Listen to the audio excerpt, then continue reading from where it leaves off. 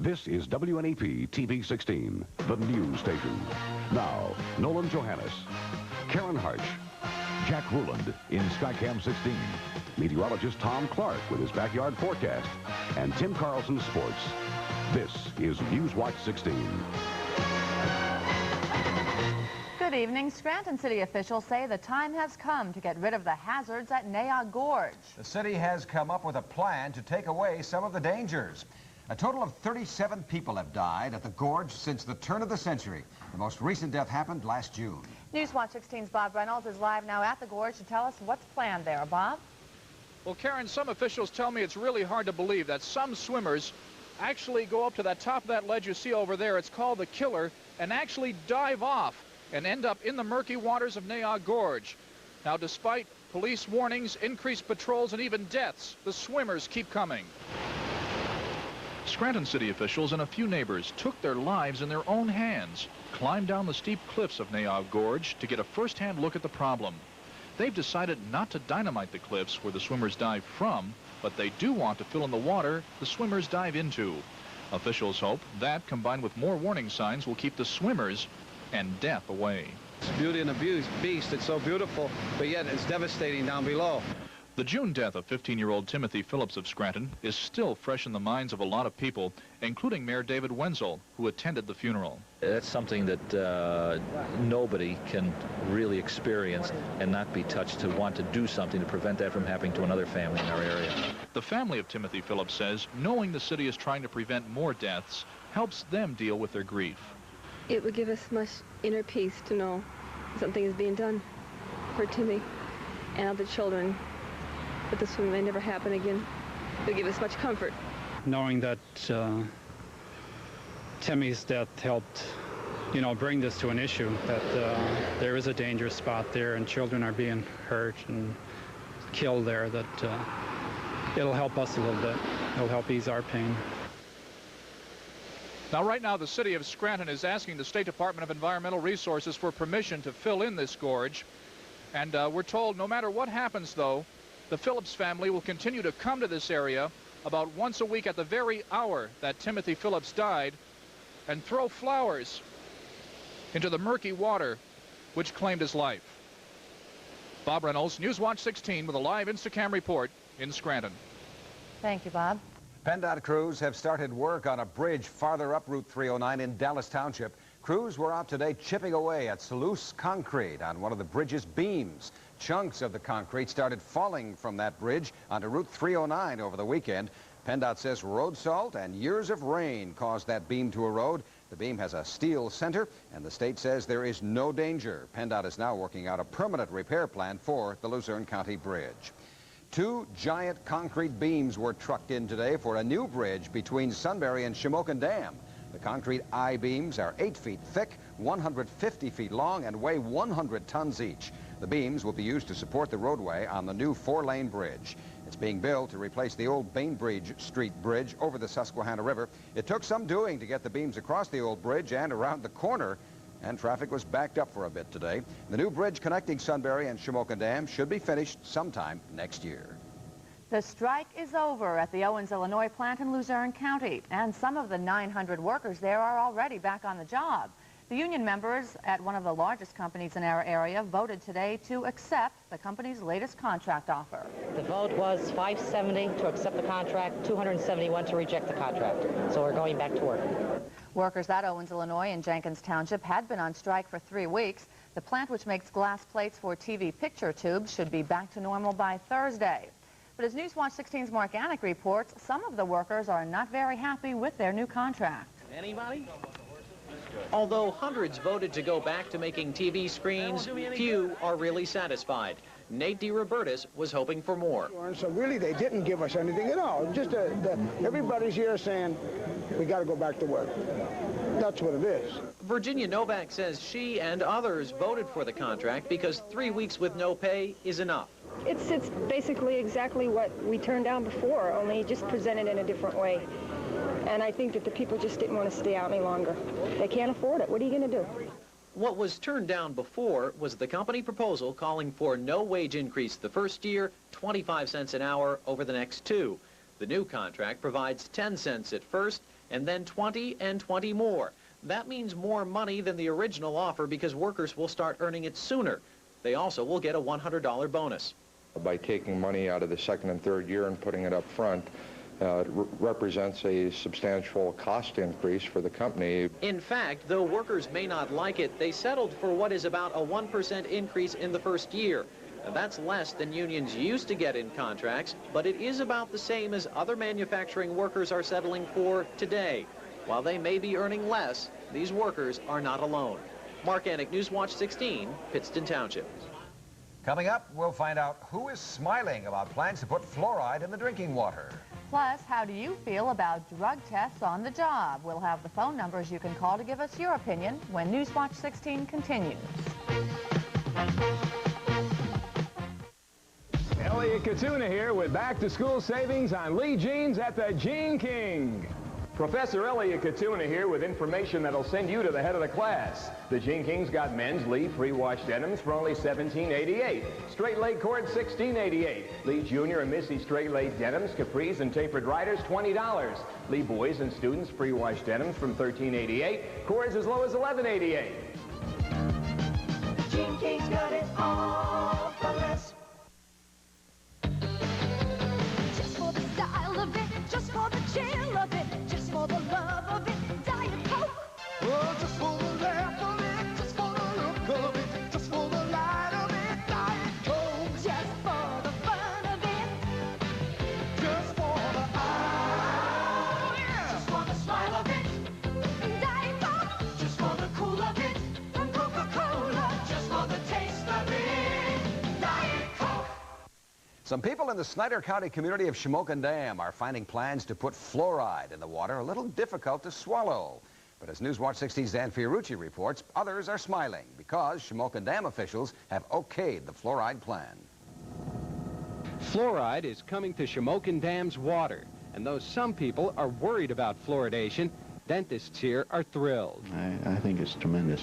We'd like to see, and we believe we're going to see probably a 60% reduction in tooth decay. But while fluoride concentrations of about 1 part per million can reduce cavities as much as 60%, it also has a negative side effect. According to one study, fluoride will produce a mottling or a slight discoloration of the teeth in about 10% of the population. This is not a tooth-threatening thing. Yes, it may disfigure the tooth, but even at that, you don't have decay. Dr. Shipman says that because small children may get more than enough fluoride from the water and from fluoride toothpaste, it might be a good idea for them to avoid other fluoride supplements. In the meantime, fluoridation of the water here should begin by year's end. And though the equipment used to add fluoride to water will cost a few $100s, there should be no increase in water bills. And we're well prepared to take on that type of expenditure with no increase in water cost. Dan Fiorucci, Newswatch 16, Shamokin Dam. President Reagan's plan for on-the-job drug tests has raised some eyebrows, but others think the tests are a good idea. The president wants voluntary and in some cases mandatory tests for employees. Newswatch 16's Bob Constantini talked with companies and workers today. He's live now in downtown Wilkes-Barre with the reaction to their requests. Bob? Nolan, other than the military, there are no employers in our area, which we know of, requiring drug urinalysis tests from employees. Today we learned a few businesses make such a test part of physical examinations for new employees, that is before they're hired. Now, some companies tell us they would make random drug testing in the workplace a policy if it survives the inevitable court challenges. For we found out by talking with people here on the square that this issue is a good bet to wind up in the Supreme Court. So it would be a violation of the person's individual rights, but on the other hand, you would want to have an effective workforce, and that would make you know that it's effective. I feel that it infringes on my personal liberties, and that I don't feel it's necessary. Well, my first inclination would be to say no, but it's an invasion of privacy. After thinking about it, and my job depended on it, I might say yeah. I might let them go ahead with it. I would go along with it. line? Well, I think it's about time we clean up this drug business. Now, we talked to about 20 people out here, and one thing they all agreed on is drug testing in the workplace should be required for workers at jobs where other lives may be at stake. And the most frequently used example is airline pilot. Nolan? Thank you, Bob. How about you? Do you think on-the-job drug tests are a good idea? That's our question tonight on a Newswatch 16 phone survey. If you think on-the-job drug tests are a good idea, phone us at 1-900-720-1076. That's 1-900-720-1076. If you say yes, on-the-job drug tests are a good idea. If you do not think that the on-the-job drug tests are a good idea, phone us at 1-900-720-3076. That's 1-900-720-3076. If you say no, on-the-job drug tests are not a good idea. You have until 9 tonight to make your call. Your phone call will cost you 50 cents on your next phone bill, and we'll repeat these telephone numbers in just a few moments. Newswatch 16 will have the results of our unscientific phone survey tonight on the update at 11. Next, meteorologist Tom Clark will head out to his comfortable backyard. Yeah, well, it's sort of nice to get a relief from that humidity. It was. Not too bad today. But how long will it last? There's more on the way. More rain, that is. When we come back, I'll talk about that at a record low temperature. You're watching Newswatch 16 on WNEP TV, and we're proud to serve the borough of Northumberland and all of Northumberland County.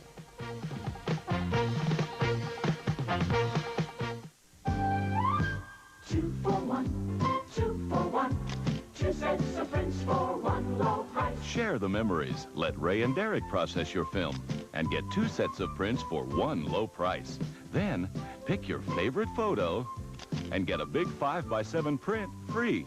A set to keep, a set to share, and a 5x7 free from Ray and Derek Drugstores. Your 2 for 1 photo store. Oh, a headache now. Anybody seen my extra strength Bufferin? Yeah, my shoulder hurt. And Kim took it. Sore leg. It'll help that. Kim, got my Bufferin? Steve does. Got a backache moving scenery. I don't know how good my Bufferin is. Extra strength Bufferin for Steve's backache, Kim's legs, John's shoulder, Debbie's headache. It goes to where you hurt fast with an extra strength dose of relief. Curtain going up. And I'm ready. For headaches and a lot more, extra strength Bufferin, also in regular strength from Bristol Myers. Well, let's find out. Good news or bad from Tom in the backyard. Okay, thank you, Nolan. Well, folks, as you can see on our brand new backyard thermometer, it's close to 80 out back. Humidity's not too bad, though. Lots of blue sky overhead. Let's check in with our weather watchers and see how they're faring at this hour. Beginning in Luzerne County, Lenora Benish has 78 degrees in her backyard and nice and sunny at this hour. Ray Gare in Powys, Lycoming County, 78 there as well. Nice and sunny. But down in Pottsville, Jimmy Gallagher says it's threatening. Some dark clouds down that way. It's also 78 degrees. In our backyard now, there's a comfortable breeze blowing. Again, about 80. Humidity 54%. The wind south at 10. The barometer at 30.1 inches of mercury. The range in temperature here today, 81 and 58. 94, the record high for the date set back in 1955. A beautiful day a year ago. And there's a beautiful view of some flowers up there in New Milford, Susquehanna County. Ah, yes. Okay, satellite view just in, and we can see, well, along the East Coast, quite a bit of sunshine today. 71 was the record low this morning in Miami Beach. That's some sort of a record low, huh? Southwest wind coming in towards Pennsylvania will bring back the humidity over the next couple of days. And a few thunderstorms have been developing. You can see them there over the southern counties of Pennsylvania. Here's a storm system out in the Midwest. You can see it's pretty well defined. That's moving off to the east, and that will bring more rain into Pennsylvania by daybreak on Thursday. And then a system way out in the far west may move through on Saturday with, again, the risk of a shower. Now, here's the forecast on the radar map. First of all, scattered showers and thunderstorms over the southern counties of Pennsylvania. They're moving off to the east at about 30 miles an hour. Elsewhere, it's rather tranquil at this hour.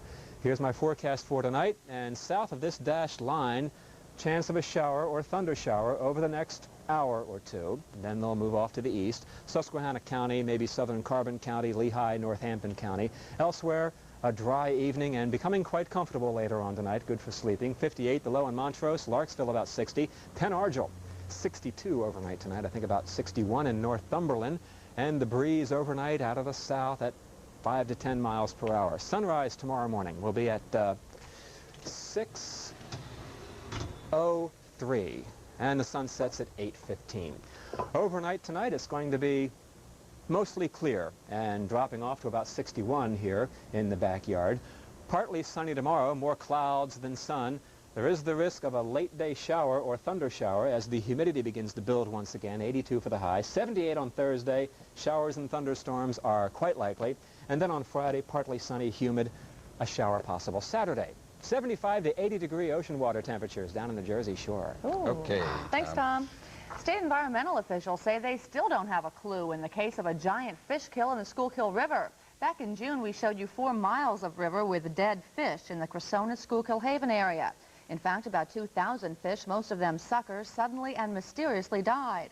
At that time, tests were taken, and DER says the results still don't give a cause of the fish kill. Nevertheless, no more tests are planned at the Schuylkill River in Schuylkill County. Coming up, Tim Carlson on the Sports Watch with 76ers star Julius Erving's decision about staying or leaving Philadelphia. Plus part 2 of the preseason series on the Eagles. Today, someone from our area who's #1 on the new coach's defensive list.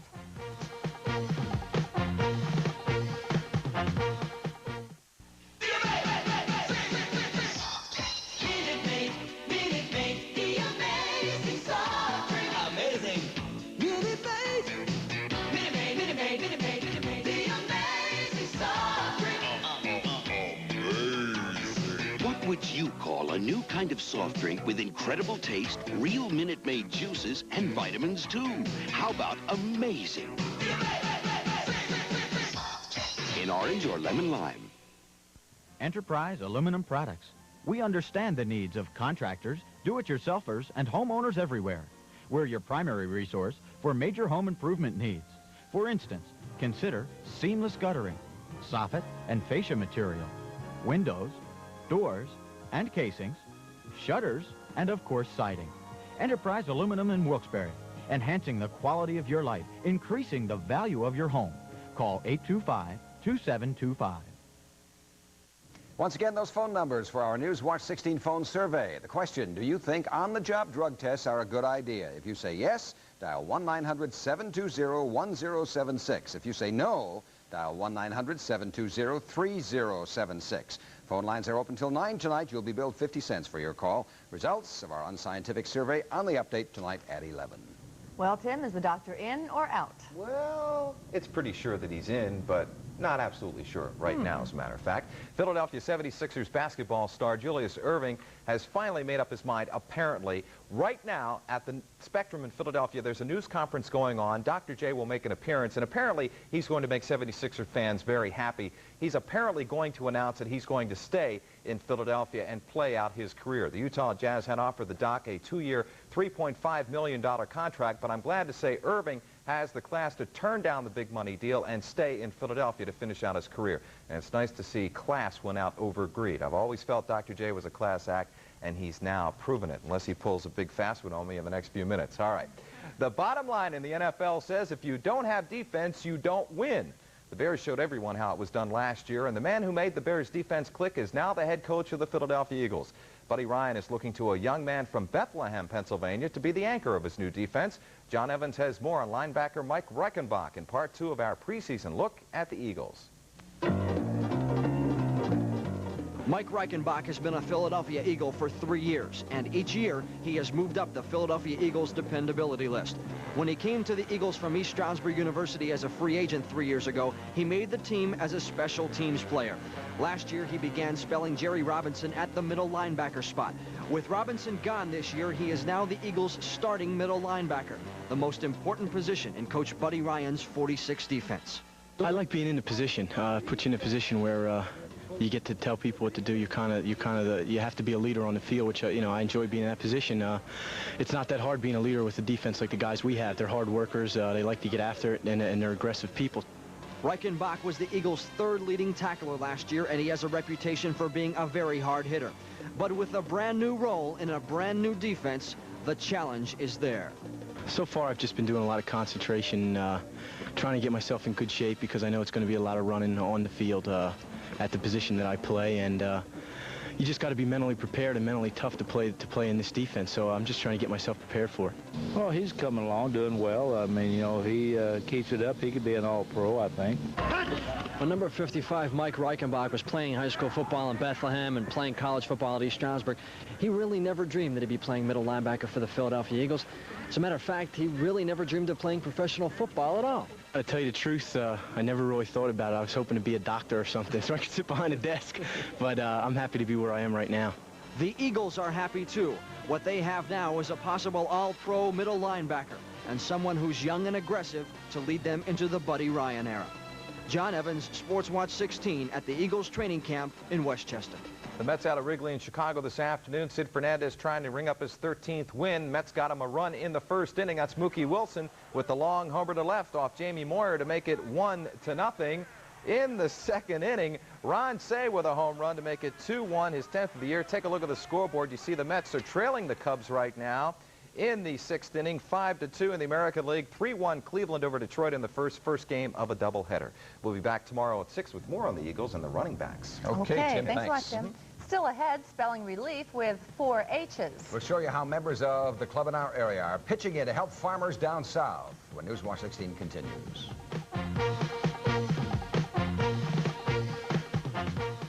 Now, at Dice Roats, the area's premier selection of better quality famous name coats. On sale 20% off. Dice Roats August coat sale, Hazleton and Lycoming Mall. I wanted a tough 4x4 pickup that had something more. A couple of buddies said Toyota SR5. So I compared it to the Ford Ranger STX. You know, I found Toyota Turbo can't beat the Ranger V6 for horsepower. The Ranger STX has a trim level SR5 can't offer. And the Ranger STX was priced over $600 less than a comparably equipped SR5.